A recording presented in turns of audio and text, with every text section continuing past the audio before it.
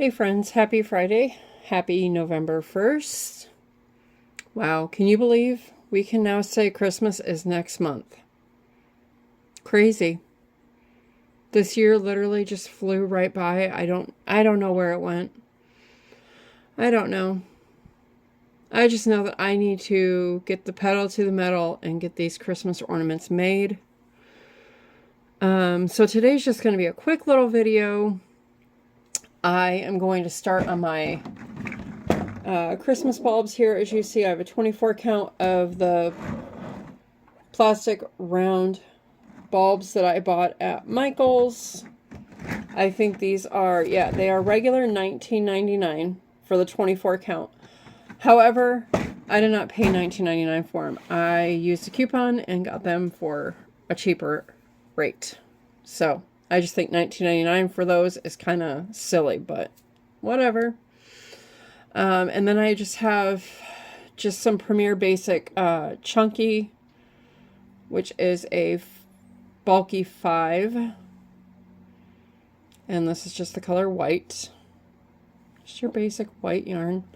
And then I'm not going to do this today just for the sake of the video purposes, but you can add, if you're going to just use white, you can add glitter thread to the white. Hold it together with the white as you're going around the pegs to give it a little bit of, just kind of jazz it up a little bit if you want to. I'm going to just make this one in white for the sake of today's tutorial, but I do have other chunky yarns that I will use for this. Variegated yarns work really, really well for these. And the way I do these to the way other people do them is going to be totally different. Now, you're probably wondering, okay, well, I have a bulb this size, but how do I know what loom to use, right? So one thing I learned back, oh my, probably 4 years ago now, maybe 5. You take the bulb. So I brought out 2 of my smaller gauge looms, smaller looms here. Okay, well, obviously this one's going to be too big. If you set it in the center, that's going to go right through. That's going to give you way too big of a sleeve when you knit it up. So then take this one, and it fits in there. And if you want, you can use this loom, which I'm going to show you how it works. The yarn will stretch if you don't make your stitches super tight in the loom. So to get started, and bear with me, I have not made these in a couple of years. I did not make these last year, so if I fumble, I fumble, because you know what? We are all human, and that's going to happen, friends. All right, so we are going to go ahead and we're going to make a little slip knot, and we're going to put it on our anchor peg here, okay? Now, there are crochet patterns out there. It doesn't want to stay on there. I'm really shaky today. I'm sorry. There are crochet. What is crochet? Crochet tutorials out there. To make these as well. I cannot remember what they're called. I did try it. I've seen ones for making granny squares and then sewing them around the bulb, which looks really pretty. But I tried it, and I think it's just because I'm so used to doing it on the loom that the loom is what works best for me.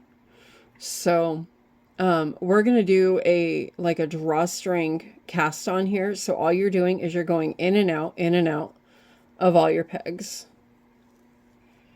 See how I'm doing that? I'm going in and out, and I'm not going real tight. You don't want it real tight. Sorry. Okay, so we got it around the last one. So now what we're going to do is we are going to take, don't do what I just did. Leave that over here. We're going to go ahead and we're going to just pull this all the way around like so. Till you get back to the beginning. Okay, so we are back at the beginning, which is right there. We're going to hold that in, and then what you're going to do is you are going to go ahead and you are going to yarn over each peg that you see has 2 loops on the peg. Okay? 2 loops on the peg.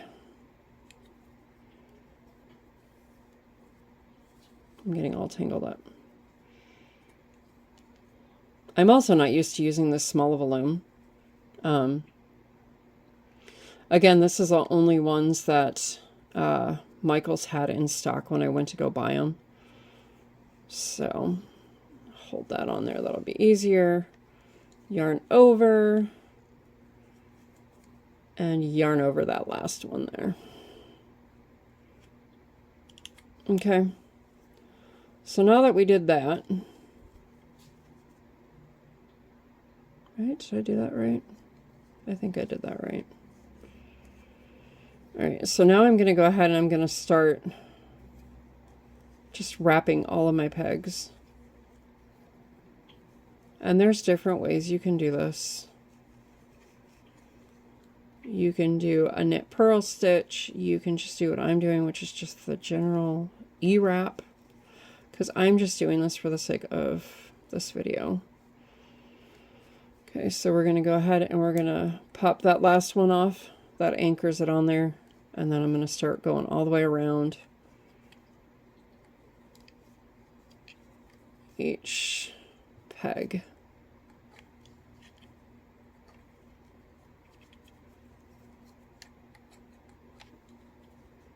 Like so. And then you just keep doing this until you have it long enough that you can put it as a cover over your Christmas bulb. I'm going to go ahead and I'm going to pop this off because we don't need that anymore.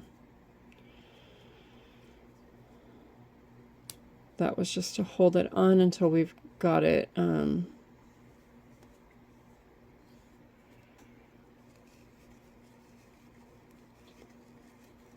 then I'm just going to keep E-wrapping like so.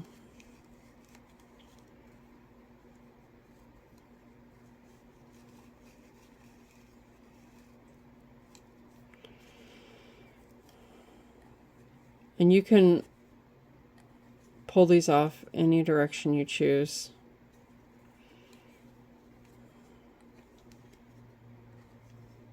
There are tons of videos out there. I am by no means an instructor of loom knitting. No way. I only know some of the basics. I've been loom knitting for several years, but like crochet, you're constantly learning something new when loom knitting. So I feel like I missed a stitch down here. I did. But that's okay, we'll take care of that. See, I told you I might fumble a little bit.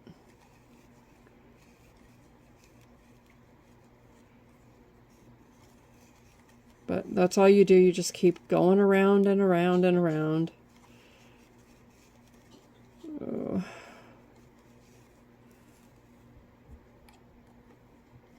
Until you have a big enough cover to cover the Christmas bulb. And you don't go over the metal part of the Christmas ornament either. And I apologize if you hear my little buddy in the background. He is still not feeling good. We did not make it to the harvest event last night. Only my husband went because he was volunteering. But yeah, it has been a week, I'm gonna tell you. All right.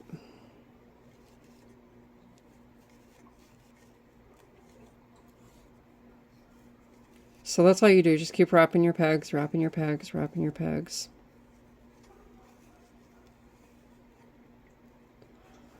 And that's it.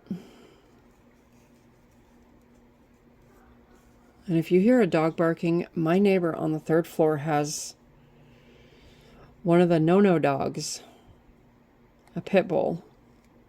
And that dog just sits there all day long in the window. It has chewed through one screen, so much so that it could get its head through the screen. And all day long. Constant, just barking all day long. So if you hear a big dog barking, that is what you're hearing. And it quite honestly makes me really sad because I have seen this dog. It wants human interaction. I don't know if she's home during the day or what she does with this dog, but this poor dog just sits there in the window all day long, waiting for somebody to come and give it attention.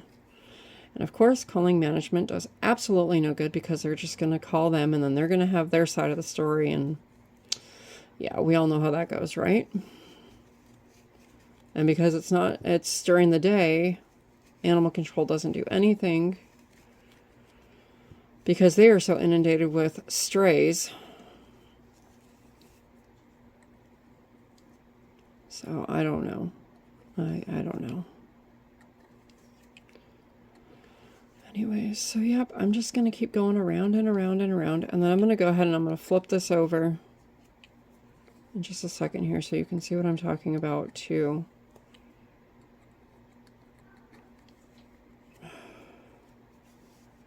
And if you're wondering, the loom hook that I'm using is a KB loom hook. And these are my favorite. I have this one and I have a purple one. And you can see I have used the daylights out of these because they are like fading in color. There goes that poor dog again. Oh, if I could only go up and give it lots and lots of snuggles. I definitely would. That animal lover in me is coming out. Okay, so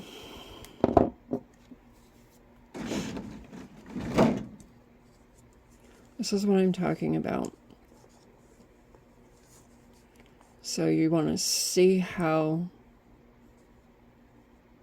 that's how you can see if you have it long enough. Clearly, I don't have it long enough because I barely have the top exposed. I have a long way to go. So, yep. So that is how you do this. Just keep wrapping and wrapping and wrapping. Wrapping and wrapping and wrapping.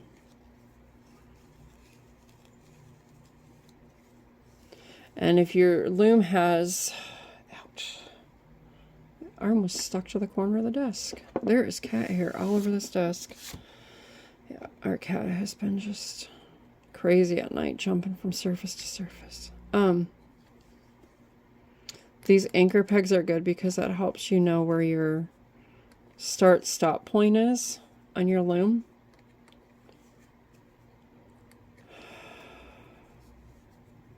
Now, one nice thing, if you're just using plain basic white yarn like I am, and you're not adding any additional like metallic threads or any kind of other bling bling to go in it, you can decorate these by adding applique, little like mini appliques or something like that to these. That would look really cute. Excuse me.